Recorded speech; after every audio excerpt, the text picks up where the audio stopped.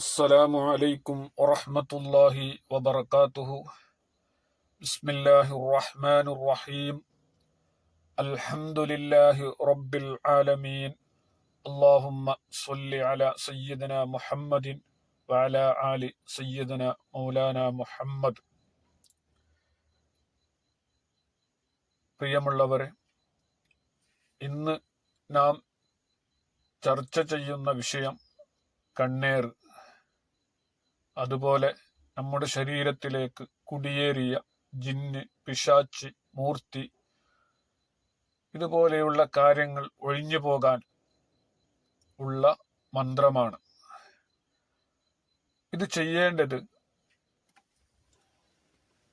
രോഗി സ്വന്തമായി മന്ത്രിക്കുകയോ അല്ലെങ്കിൽ മറ്റുള്ളവരെ കൊണ്ട് വെള്ളത്തിൽ മന്ത്രിച്ച് ഊതി കുടിക്കുകയോ ചെയ്യാം. രോഗി സ്വന്തമായി മന്ത്രിക്കുകയോ, ഇനി രോഗിക്ക് സ്വന്തമായി മന്ത്രിക്കാൻ പറ്റുന്നില്ല, ആ സമയത്ത് മറ്റുള്ളവരെ കൊണ്ട് ഒരു ചെമ്പ് വെള്ളത്തിലേക്ക് മന്ത്രിച്ച് ഊതുക. അതോടൊപ്പം നമ്മുടെ ചെറിയ കുട്ടികൾ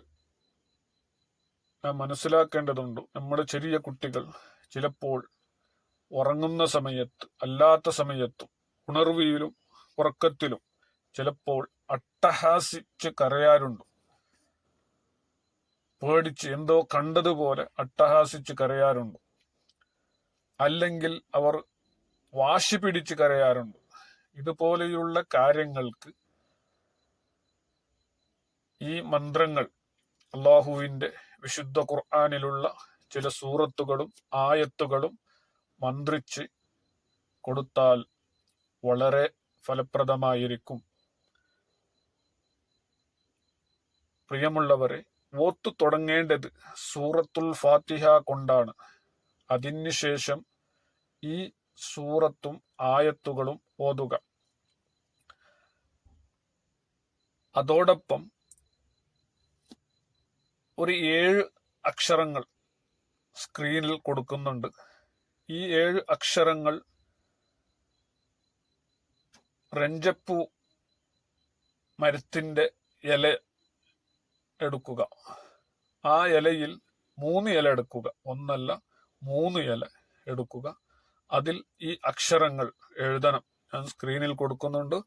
ആ അക്ഷരങ്ങൾ എഴുതണം 3 ഇലയിലും. ഒരൽപ്പം ഉപ്പും അല്പം കടുക്, 3 ഉണക്കുമുളക് ഇവയെല്ലാം കയ്യിൽ പിടിച്ചു. അതോടൊപ്പം വെളിച്ചെണ്ണയും കുറച്ചെടുക്കുക. ഈ വെളിച്ചെണ്ണയിൽ ഇതെന്താക്കാം, കത്തിച്ചു പിടിക്കുക. വെളിച്ചെണ്ണ ഒന്ന് കത്തിച്ചു പിടിക്കുക.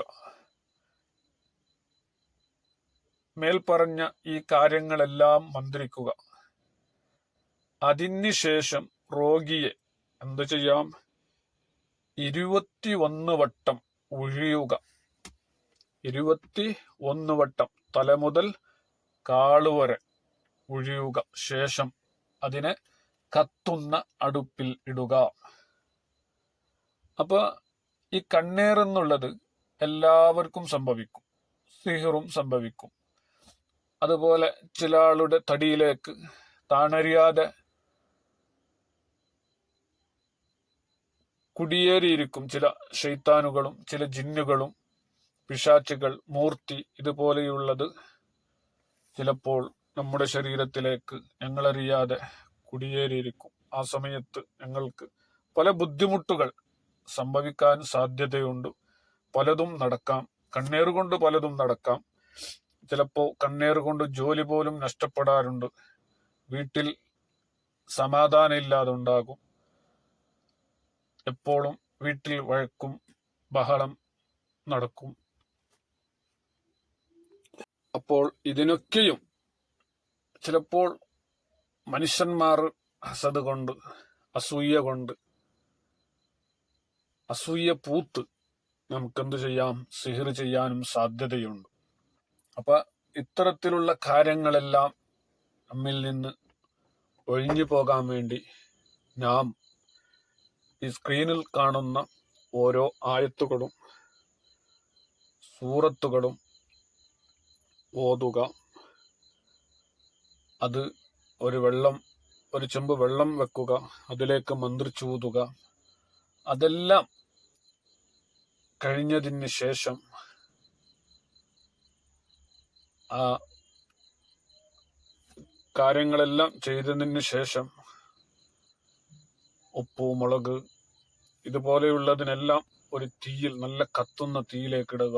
ഇത് തുടരെ 7 ദിവസം ചെയ്യുക.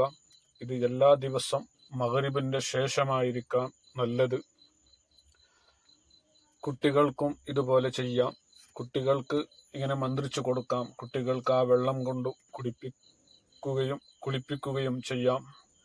ഇൻഷാ അല്ലാഹ് എല്ലാം അള്ളാഹു ബാത്തിലാക്കി തരും. അള്ളാഹു ഇത്തരത്തിലുള്ള കാര്യങ്ങളെ തൊട്ടു അള്ളാഹു നമ്മയും നമ്മുടെ കുടുംബത്തെയും അള്ളാഹു കാത്തുരക്ഷിക്കുമാറാകട്ടെ. നമ്മുടെ മക്കളെയും അള്ളാഹു ശൈത്താനിന്റെയും കണ്ണേറിന്റെയും ഷെറിനെ തൊട്ട് അള്ളാഹു കാത്തുരക്ഷിക്കുമാറാകട്ടെ. അപ്പൊ ചെയ്യേണ്ട കാര്യങ്ങൾ കൃത്യമായി ശരിയായ നിലക്ക് ഖുർആനിന്റെ നിയമങ്ങൾ പാലിച്ചുകൊണ്ട് അത് നല്ലോണം ശ്രദ്ധിച്ചു ഓതുക. ഇൻഷാ അല്ലാഹ് അള്ളാഹു അതിന് പ്രതിഫലം തരും. അള്ളാഹു നമ്മുടെ എല്ലാവരുടെയും ആഖിബത്ത് അള്ളാഹു നന്നാക്കി തരുമാറാകട്ടെ. നമ്മുടെ ശരീരത്തിൽ ആണ്ടുപൂണ്ടു കിടക്കുന്ന രോഗങ്ങളെ അള്ളാഹു ബദരീങ്ങളെ ബർക്കത്തുകൊണ്ട് ശിഫയാക്കി തരുമാറാകട്ടെ. അസ്സലാമു അലൈക്കും വറഹ്മത്തുള്ളാഹി വബറകാതുഹു.